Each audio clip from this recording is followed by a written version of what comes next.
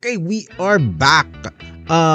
Noong isang araw ay merong lumabas na balita na itong si BBM ay nais magdagdag. Actually, idinagdag niya na, nagkaroon na ng memorandum circular na nag-uutos na isama sa flag ceremony itong mga cheche boreche ng ating BBM na ito. Okay, so itong kanyang bagong kanta na Bagong Pilipinas, hindi yung version ni Andrew E. ha, mas maganda pa nga. Kung yung version na lang ni Andrew E. ang isinama nila, 'di ba? Para at least masaya, 'di ba? Pwedeng ipang-exercise 'yun, 'di ba? 'Di ba may exercise sa flag ceremony, 'di ba? Bagong Pilipinas, 'di ba? So habang basta nag-i-stretching sila doon. Pwede silang magganon. Pwede yun nagpatugtugin, di ba? Pero hindi yan ang nangyari. Ang ginawa nila ay merong Bagong Pilipinas hymn na ginawa. At hindi lang yan. Meron ding Bagong Pilipinas pledge. So, parang tila yata nilalabanan ng lupang hinirang at panatang makabayan. At natural, hindi kinatuwa ito ng madami nating mga kababayan kung kaya't gagawa natin ng content ang balita na ito. At syempre gagamitan natin ng Comicsman method itong pag-analyze natin sa issue na ito. O kaya yung TKM, the Comicsman method. Ano ba itong Comicsman method na ito? Ito ay isang... ito ang aking sariling paraan or tool na ginagamit para ma-extract lahat ng nuance sa isang issue para talagang mapigamo ng todong-todo ang isang idea na interesado kang pag-isipan. Okay? So, merong 8 levels of thinking ang The Comicsman method. Okay, so yung level 1 ay ito, shallow think. And then level 2 is selfish think. At ang level 3 ay mindful think. At level 4, critical think. Critical think. Yung iba hanggang critical think lang. Pero tayo, lalagpas tayo ng critical thinking. 'Di ba? Dahil madami pang kailangan kang himayin sa mga bagay-bagay. Kaya merong level 6 na ideological think. Level 7 na... ilan na ba? Teka, mali. 1, 2, 3, 4, 5, 6 philosophical think.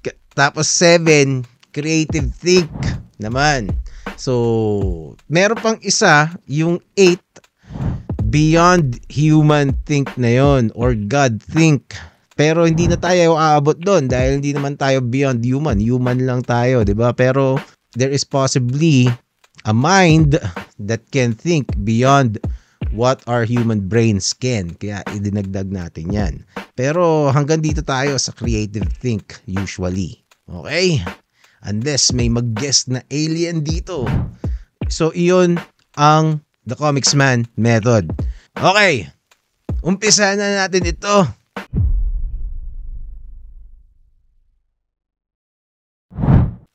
Okay, so first, shallow think. Itong sa shallow think, you are just accepting the information. Okay, narinig mo lang yung chismis, ganyan. Or nabasa mo or narinig mo yung balita. So, ano ba yung balita? Panoorin natin.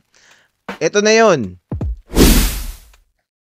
President Bongbong Marcos has issued an order to government offices and public schools to include the singing of the Bagong Pilipinas hymn and reciting of the pledge during their flag rites. Marcos issued Memorandum Circular Number 52 directing all national government agencies and educational institutions and encouraging local government units to integrate the recital of the Bagong Pilipinas hymn and pledge in the conduct of the weekly flag ceremonies, subject to existing laws, rules, and regulations. Yan. According to the circular, this is to further instill the principles of the Bagong Pilipinas brand of governance and leadership among state personnel and employees. The circular, signed by Executive Secretary Lucas Bersamin, takes effect immediately and contains a copy of the said hymn and pledge. Meanwhile, Okay, so yun, katulad ng sinabi ko, i-implement na yun immediately and it's a done deal.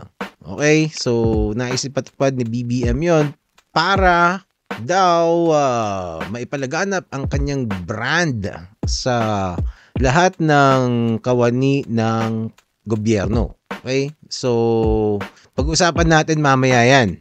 And eto, si Pimentel, sabi niya kailangan daw gumawa ng mga bagong batas para talagang ma-integrate yun.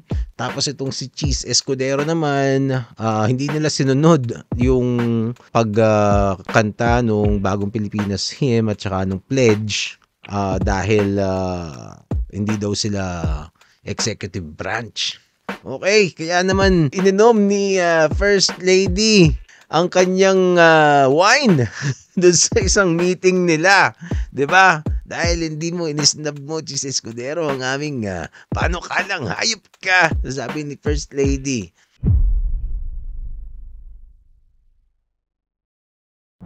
Okay, so now we go to selfish think. Paano ba ako maaapektuhan nitong balita na ito? Ano ba naman sa akin itong memorandum circular na yan? Na anong silbi sa akin yan? Basically, yun ang selfish think. So, sa akin, wala. Kasi, well, it has been really decades since I had participated in a flag ceremony regularly. High school pa ako. Kasi nung nag-college kami, hindi ko inaabutan yung flag ceremony. Hindi ko nga alam kung nagpa-flag ceremony dun sa school namin nung college. Lalo na nung nagtrabaho ako, 'di ba? Wala namang flag ceremony yung kumpanya namin kasi liit lang naman nun. 'Di ba? Nandun lang kami sa loob nung office. And later on, nag-freelance ako. So walang flag ceremony na nagaganap sa buhay ko. Matagal ng panahon. Okay, but then again, I know na madami ang nagpa-flag ceremony. Okay?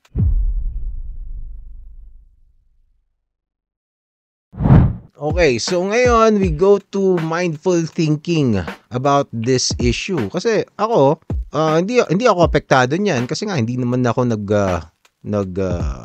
flag ceremony, 'di ba? Pero I know that there are many people who will go through this every week, and many of them are not happy to be basically forced to do this kasi may memorandum 'di ba? May memorandum circular na talagang kailangan mong gawin yun. And a lot of people are seeing this kasi as propaganda ni BBM. Diba? Na parang tingin nila, hindi mo dapat ginagawa yan Pero, persado silang gawin yun kasi nandun sila sa nandun sila sa flag ceremony every week. Diba? So, parang cringe, samot-saring emotion ang mararamdaman mo, diba, sa halip na matutuwa ka, simula pa lang ng linggo na magtatrabaho ka, diba, dahil naiisip mo, trip naman tong, bakit ko ba kinakanta to? Ang Bagong Pilipinas Hymn at saka pledge, diba? So, madami ang hindi sang-ayon dito na mapupwersa na gawin at kantahin itong mga bagong dinagdag sa flag ceremony. Okay? But then again, while I get the people who oppose this memorandum, gets ko din naman yung parte ni BBM or at least the administration of them wanting to instill the values that their administration wants to become a theme noong kanyang pamamahala, 'di ba? Although dapat pinaghandaan na nila yan dati nung simula pa lang 'di ba? Bakit ngayon lang na nila naisip? So, yung branding nila medyo atrasado, 'di ba? Nasa gitna na ng term si BBM tsaka pa siya makakaisip ng ganyan. So, I don't know. It just came out of the blue. It feels like, 'di ba? Kasi the thing is, kung meron kang utos o kaya meron kang gustong mangyari doon sa kumpanya mo or dito sa pamamahala mo, hindi naman kumpanya yung yung gobyerno, no? Pero let's say kung private, 'di ba? Tapos may kumpanya ka, meron kang values na gusto mong isabuhay ng mga empleyado mo habang nagtatrabaho sa iyo, 'di ba? Pwede kang gumawa ng mga mission statement, parang ganoon. Basically, yun ang yun yung pledge at saka yung hymn, parang mission statement ng administration nila ni BBM. Yun nga lang ay ang ginawa niyang paraan para gawin yun isama sa flag ceremony, 'di ba? As if parang kinukumpetensya mo pa yung national anthem at saka yung panatang makabayan. Talagang dalawa pa 'di ba? Kaya di ba pwede mang isa na lang 'Di ba? Okay, so naiintindihan ko kung bakit nila naisipan yun na gumawa ng ganyan para itanim o ibaon lalo sa mga empleyado ng gobyerno yung gustong mangyari ni BBM kung paano sila mag-perform ng mga duties nila. Pero I don't think it is the best way to do it.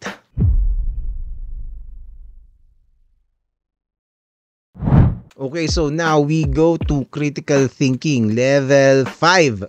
Okay, so there's a lot of ways to critically think about something. Okay, so we'll probably not be able to do everything here. And another disclaimer din, yung mga sasabihin ko, hindi naman ibig sabihin nun, ito lang yung pwede mong isipin, 'di ba?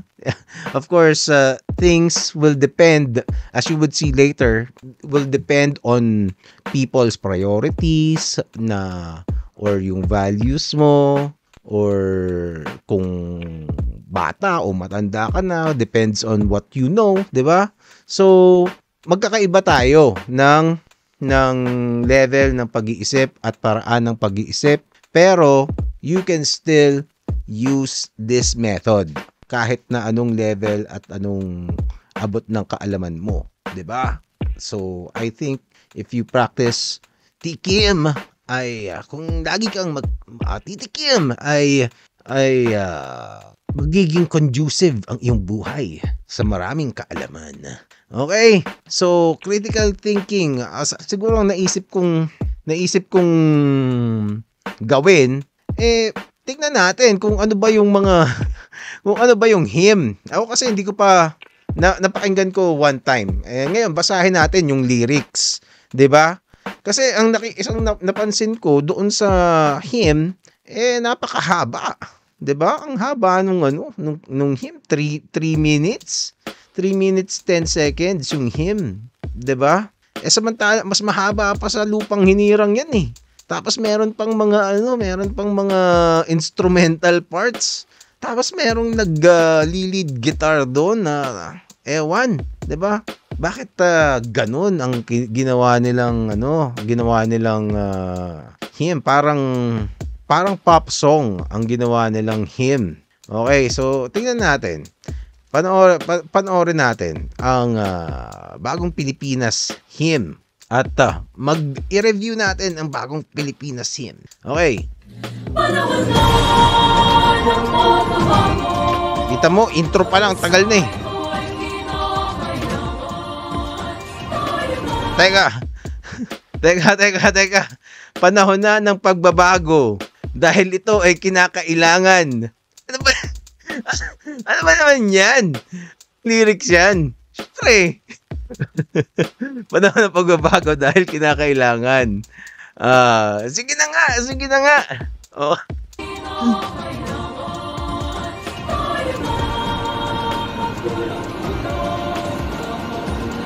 Napaon na rin ang ating bayan. Okay, so gustong magtulong-tulong ang mga taong bayan. Gusto yun ni BBM. Okay?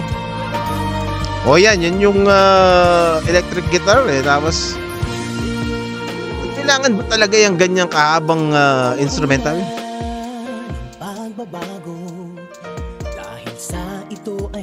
yan din yung unang ano eh. Yan din yung unang stanza eh. Inulit. Bakit inulit? So intro lang yung una. Panahon na ng pagbabago dahil sa ito ay kinakailangan. Parang redundant eh, 'di ba? Siyempre, kailangan. Kaya nga panahon ng pagbabago eh. Kumbaga, sa bagay, pwedeng may nagbabago dahil nagkataon lang, 'di ba? Na hindi mo inaasahan na may nagbabagong panahon, kahit hindi mo man kailangan. Okay. So, I suppose, dahil sa ito ay kinakailangan. Bakit kaya kinakailangan? Kailangan tayo na magtulong-tulong. Napaunlarin ang mahal natin bayan. Okay. Copyright kaya tayo.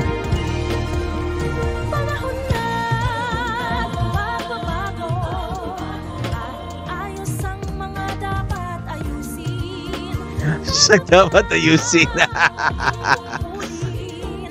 Ng bawat mamamayan dito sa atin. Ng pagbabago patungo sa pag-asenso. Magsikap ng mabuti at ng kuminhawa tayo.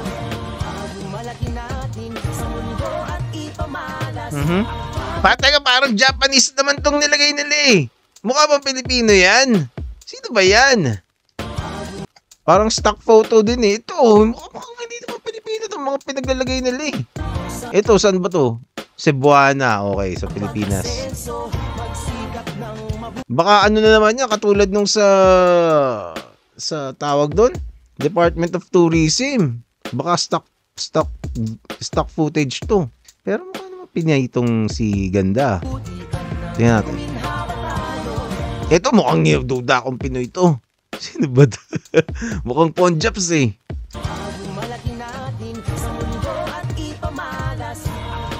Inulit pa. Pambira naman no. Inulit yung clip.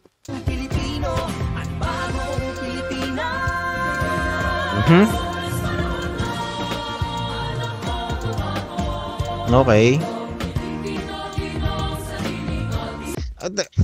Actually, medyo mataas yung yung pitch nito. Bago. Di ba mataas eh. Mahirap siyang kantahin actually. Panahon na ng pagbabago. Tuklasin natin ang siyensya. Oh, parang ganun eh.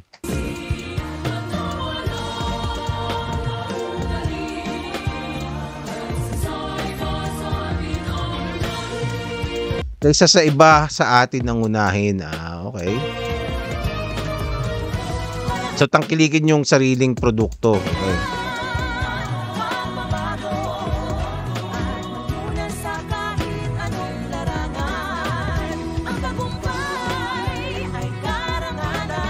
Okay, so basically ang sinasabi niya ay maging competent at pursue excellence.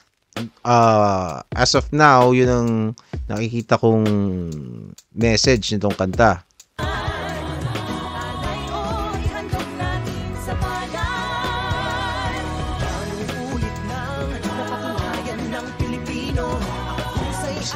Si Heidi Lim.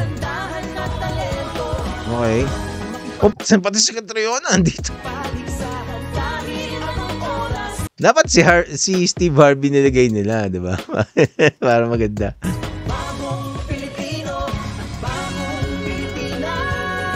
Naku, ang ating mga barko. Kita mo, meron pang birit. Kailangan ba talagang may birit? Imagine may mga bata kakantahin yan. Di ba? Tsaka yung mga government employee. Diba? May sustain eh. Diba? Kailangan ba talaga yung wala na bang ibang kanta? Diba? Bakit din mo yung yung Lupang Hinirang, wala namang part na birit dun eh. Ang pinakamataas aming ligaya ng pag. So, diba? Yun na yung yun na yung pinakang crescendo nun eh. Diba?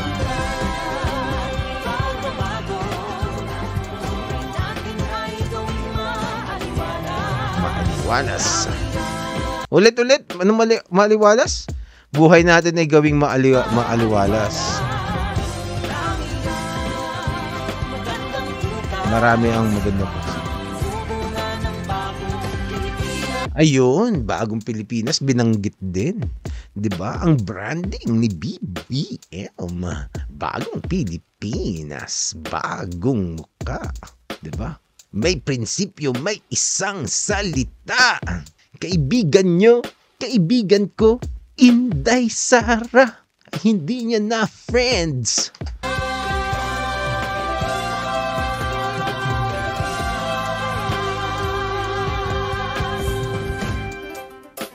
Okay.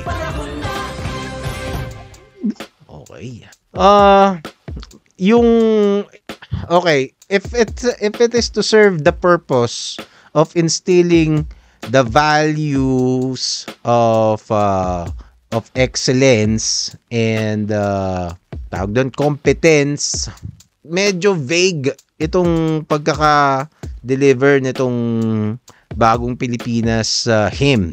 'Di ba? Parang ewan ko kung lalo na kung kinakatamaran mo, 'di ba? Na kasi flag ceremony mainit, 'di ba? Sana kung may malilim yung yung pinagpa-flag ceremonyhan niyo, 'di ba? And I don't know. I don't think I think it could have been well written, or they could have wrote a better song. And siguro mas maganda kung march na rin lang yung ginawa nilang kanta, na hindi yung pop rock na genre ang napili nilang way to record it, or at least parang kundiman, mas maganda, 'di ba? Mas nakakaengganyo, at least kumbaga dapat alam naman nila na madaming mabubwisit dyan. Imposibleng hindi nila maisip na may mga mabubwisit dyan. At the least that they could have done is make a nice song, yung nakaka-LSS, 'di ba? Ito kasi parang parang propaganda yung dating nung pagkagawa ng kanta. Maganda sana parang na-LSS ka, 'di ba? Sana nagpa-compose sila kay Ben and Ben.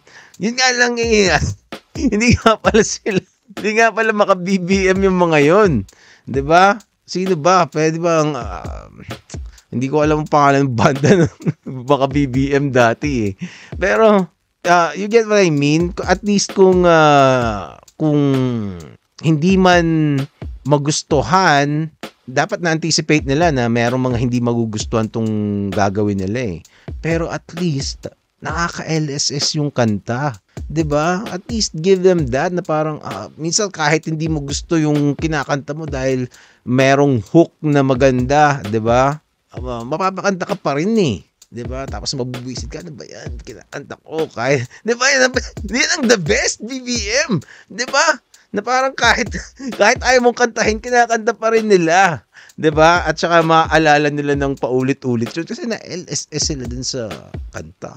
Although siguro pag kung makaka-LSS ka dyan, may LSS ka nung magbabago, 'di ba? Ewan. Sana naman hindi ako ma-LSS dito. Hindi na nga ako nagpa-plug ceremony, may LSS pa ako. Okay. Siguro basahin na lang natin yung yung hymn naman. Nasaan ba yun? Ito, Bagong Pilipinas Pledge. Okay, basahin naman natin. Ito naman baka mas okay itong Bagong Pilipinas Pledge na kasi yan eh, basically katulad ng sinabi ko, parang mission statement yan eh noong administration ni BBM. Okay? So, ito, panata sa Bagong Pilipinas. Bilang Pilipino, buong pagmamalaki kong isasabuhay ang Bagong Pilipinas. Okay. Doon pa lang medyo, ano yung Bagong Pilipinas? I-explain mo muna, ano ba yun? Paano ko isasabuhay ang isang Bagong Pilipinas? Meron na bang, binrief na ba sila kung ano yung Bagong Pilipinas na yan? Paano ko isasabuhay yun? Kung hindi ko alam yung Bagong Pilipinas. 'Di ba? Okay, buhay sa aking dugo ang lahing dakila, magiting at may dagal. Okay? Parang ano lang yun parang panatang makabayan lang din. Palaging dadalhin sa puso, isip at diwa ang aking pamahalaan sa kultura at bayang sinilangan. Panatang makabayan din yan Nirephrase mo lang. Kailangan ng bawat mamamayan kaisa ng bawat mamamayan, iaalay ko ang aking talino at kasanayan sa pagpapaunlad ng aking bayan. Ano rin yun? Well, slightly medyo expounded na na panatang makabayan. Taglay ang galing na naaayon sa mga pandaigdigang pamantayan. Okay? Magiging instrumento ako sa pagsulong ng kagalingan, karunungan at kapayapaan. Makikiisa at makikilahok ako sa mga adhikain ng pamahalaan dahil ang kaunlaran ay hindi lamang responsibilidad ng iilan. Okay, so basically yan, parang philosophies nitong Bagong Pilipinas campaign nitong si BBM. Okay, isusulong at pangangalagaan ko ang karangalan, kalayaan at interes ng aking bayang minamahal. Kalayaan, karangalan, parang paulit-ulit lang yung kaunlaran, hindi lamang responsibilidad ng ilan. Magiging instrumento sa pagsulong ng kagalingan, karunungan at kapayapaan. Parang halos parehas na ideas lang din yun Bilang Pilipino na may pagmamahal, pakialam at malasakit, hindi makasarili kundi para sa mas nakararami, tatahakin ko ang landas tungo sa isang bagong Pilipinas. Nag-rhyme pa. Nag-rhyme ka pa sa dulong. Hayop ka. Okay. Parang pare-parehas na lang yung malasakit, may kilahok. Basically, sinasabi niya ay may magkamalasakit ka sa bayan at sa trabaho mo kasi bayan ang makikinabang doon. Ginagawa mo yun para sa sambayan ng Pilipino. Okay, kaya kailangan maging maayos ka at mag-i-improve mo ang sarili mo araw-araw whenever you can. Diba? Okay, so again, this could have been written better. Okay? Tingin ko yung hymn overkill yun Overkill yung hymn I don't think may masama kung i-recite nila yung mission statement ng administration ni BBM. Pero yung hymn, medyo kulto-ish yung dating nung hymn At as others have pointed out, it is very reminiscent nung bagong lipunan campaign nung tatay ni BBM na si Ferdinand Magellan, masasabi ko. Ferdinand Marcos! Diba? Okay, so itong dati kasi dun sa mga bata, para dun sa mga bata, meron ding kinakanta yung sa mga flag ceremony na hindi lupang hinirang. Okay, ako hindi ko na inabutan yun, baby pa lang ako nung mga time na hindi pa ako nag-aaral. Nung nag-aaral ako, wala na nun. Okay, so hindi ko na rinasang kantahin yun, yung bagong lipunan. Okay, so yun, dahil itong si BBM ay basically it's the same playbook. Parang gusto pa nilang i-deny na same playbook yun obvious naman, 'di ba? So kung tutuusin, wala namang masama. 'Di ba? Kung tingin nila effective yun dati pero again, it's hindi siya vague yung pagkakasulat nung hymn at saka nitong pledge. Kumbaga, gagawa tayo ng sarili natin na mas maganda diyan. 'Di ba? Mamaya abangan nyo. Okay?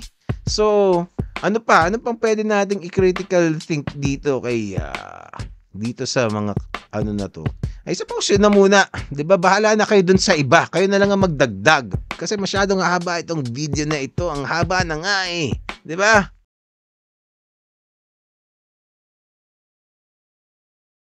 Okay, so level 6 ideological think. Actually, madami na akong nasabi kanina tungkol dito na pwedeng i-expound na lang ideologically. Kasi nung binasa natin yung Bagong Pilipinas Pledge, basically, ang ideology dyan, gusto niyang maging competent yung mga nagtatrabaho sa gobyerno na magkaroon sila ng pride dun sa ginagawa nila at magkaroon sila ng drive para pag-igihan na mabuti yung mga trabaho nila bilang mga kawani ng pamahalaan. Okay, so wala nang masama doon, and if this somehow delivers na maging ganun nga yung mga tamad. Hindi ko man sinasabing lahat ng madami akong kilalang nagtatrabaho sa gobyerno na masipag at magaling. Okay? Pero meron talagang mga tamad. Meron talagang mga in-appoint lang na hindi naman deserving. 'Di ba? Meron talagang mga nag-advance dahil sa politika, 'di ba? Merong mga hindi dapat na-promote pero na-promote, o kaya meron mga mga pabanjing-banjing lang talaga, 'di ba? Lalo na dati, actually ngayon medyo naging okay na kasi yung isang okay yung walang lunch break na rule sa mga, let's say, sa LTO, mga ganyan, 'di ba? So may mga improvements, and hindi ko alam kasi I don't wanna judge these people naman, mga tao sa government, kasi hindi naman gagana. Hindi mo pwedeng sabihin lahat sila inutil kasi kung lahat sila inutil, di wala nang gobyerno na gagana, 'di ba? The fact na meron tayong kuryente, na may mga pulis sa lansangan, at may mga basura, na yung mga truck ng basura nandiyan pa rin, 'di ba? At saka yung mga pagkain natin umaabot nakakarating sa bahay, 'di ba? Ibig sabihin merong gobyerno na nag-aayos ng mga 'yan. Okay, so we can't say everyone in government are walang silbi, 'di ba? Pero of course, the problem still exists na meron talagang incompetent, and much worse, merong mga corrupt, 'di ba? Hindi ko alam kung matutulungan tayo nitong Bagong Pilipinas Pledge. Baka ito na ang hinihintay ng mga corrupt na mayor at kung sino pang mga corrupt na opisyal. Lalo na diyan sa mga departamento, 'di ba? Yan na, pag binigkas nila yan linggo-linggo, yan na, titigil na sila sa pagiging corrupt. Hari nawa, yan ay mangyayari. Magdilang anghel si Comics Man. Okay? And another thing, siguro, I suppose hindi na rin, it doesn't really matter anymore kasi presidente na si BBM. Pero dati kasi noong election, kabit na kabit yung pangalan ni BBM doon sa mga horrors ng martial law, 'di ba? Laging nababanggit 'yon. Tapos after the election, nag-die down 'yun eh. Parang hindi na, parang nalimutan nga bigla just a few months later, 'di ba? Tapos ngayon, a few years later, na after it died down, parang hindi na nga nababanggit ng mga tao yung martial law eh, 'di ba? Tapos ngayon biglang ginawa niya yan, naalala tuloy ng mga tao yung Bagong Pilipinas. But then again, wala. So what? Siguro sabi ni BBM, kasi presidente na rin naman siya, 'di ba? So I suppose yun. Okay.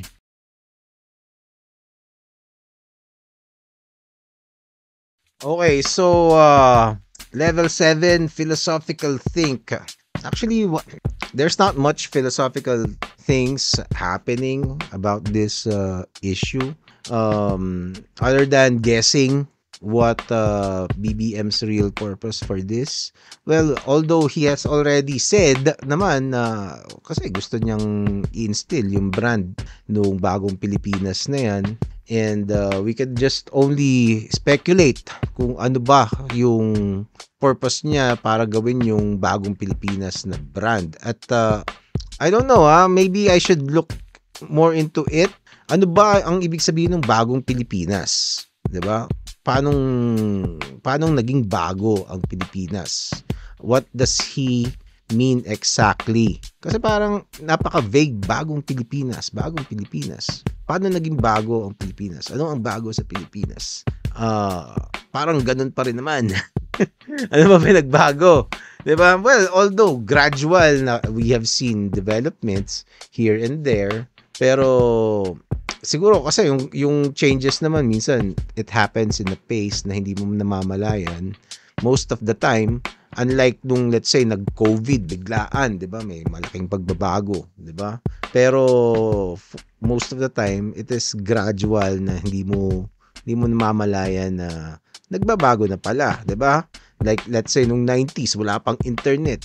Parang ngayon hindi mo na maalala paano ba ako nabuhay na walang internet, 'di ba? Pero it's just really vague dito sa bagong Pilipinas na ginagawa na sinasabi ni BBM. Kasi yung kay Duterte, diretso siya. Tokhang pag war on drugs, tokhang ka pag ikaw ay addict o pusher. Tapos tawag dito yung isang project niya, yung build, 'di ba? Gagawa ng infrastructure, 'di ba? Madaling intindihin. Build, gagawa tayo ng infrastructure. Yan. Mangungutang tayo sa China. 'Di ba? Benta natin ng mga isla, mga 'di ba? Yung bagong Pilipinas, ano 'yun? 'Di ba? Well, maybe it's my bad. Hindi ko pa kasi yung bagong Pilipinas naririnig ko lang 'yun doon sa kay Andrew E dati, 'di ba? So, I suppose ginawang branding ni BBM 'yan.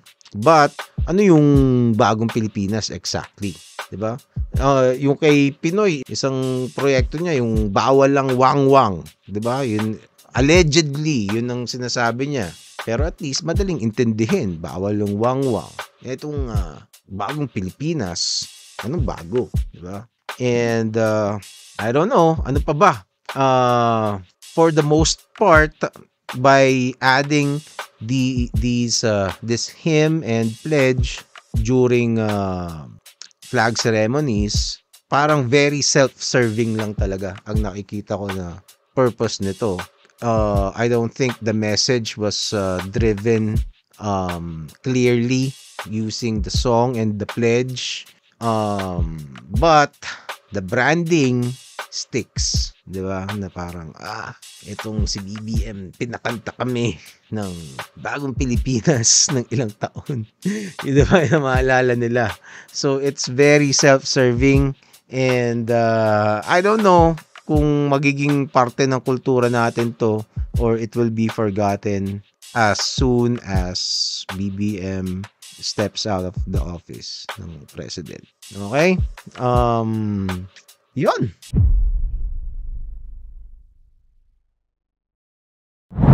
Okay, so Creative Think. It is rare na meron akong entry sa Creative Think. Okay? Kasi most of the time, itong podcast na to, yun na yung Creative Think ko. 'Di ba? Kasi yung Creative Think parang gagawa ka ng music, yung drawing or a speech or a movie out of your idea. Okay? So, this time around, meron akong sinulat na na sarili kong pledge kasi hindi ko nagugustuhan itong ginawa nila na bagong Pilipinas pledge. Parang walang kwenta. Mas maganda yung gawa ko. Okay? Ito, panata ng mga kawani ng pamahalaan ng Pilipinas. Dapat pala nilagyan ko ng Pilipinas doon. So, ito ang mas magandang pledge. Sana BBM. Okay, ito. Ako ay isang kawani ng pamahalaan ng Pilipinas.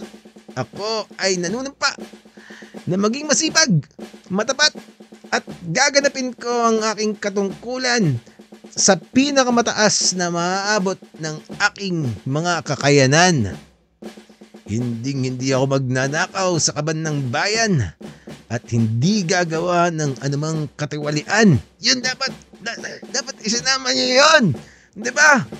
Hindi ako magiging tamad, inutil at mapang-alipusta sa aking mga pinagsisilbihang mamamayan. 'Di ba? good conduct, kailangan yan ng sa mga government employees. Uunahin ko ang kapakanan ng sambayanan at hindi ang interes ng mga politiko at mga nanunungkulan. Diba? Isa pa yun. Diba? Kailangan yung trabaho ang unahin, hindi yung whims ng mga politiko, ng mga boss. Diba? Kailangan yun. BBM. Okay. Ako ay magsusumikap na paghusayin ang aking kaalaman upang lalong mapagbuti ang aking paninilbihan. Diba? Parang katulad din nung ibang sinasabi dun sa version nila.